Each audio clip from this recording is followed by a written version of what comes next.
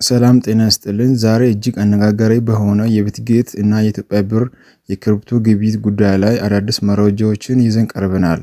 ብርን ለክሪፕቶ መጠቀም በኢትዮጵያ ታግዷል ወይስ አዳዲስ የህግ ማዕቀፎች እየወጡ ነው? በዛሬ ቪዲዮአችን እውነታውን እና አሁን ያለውን ነባራዊ ሁኔታ በዝርዝር እንመለከታለን።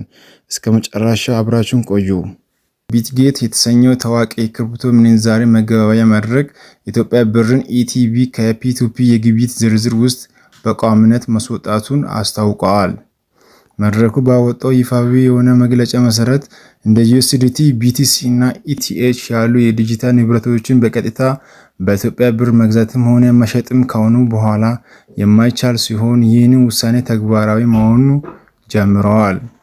ቢትጌት ለዚህ እርምጃ በግልጽ የሰጠው ዝርዝር ምክንያት ባይኖርም ውሳኔ የመጣው የኢትዮጵያ ብሔራዊ ባንክ ከወራት በፊት በዲጂታል መድረኮች በሚደረጉ የኢትዮጵያ ብር ተኮር ግብይቶች ላይ የሰጠው ጥብቅ ማስጠንቀቂያ ተከትሎ እንደሆነ ይታመናል።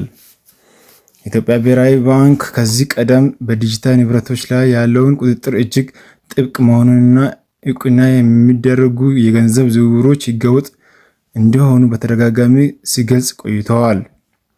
ቢትጌት፣ ባይናንስ እና ኦኬክስ መሰል የኢትዮጵያ ብርን የማስወጣት ውሳኔ እርምጃ ወስደዋል።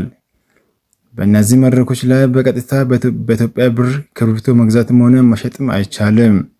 አሁን ላይ ቢትጌት ይህንን መስመር ተከትለዋል። ውሳኔዎቹ በዲጂታል ንብረቶችና በሀገር ውስጥ ገንዘብ መካከል የነበረው የቀጥታ ግንኙነትን ይዘጋዋል።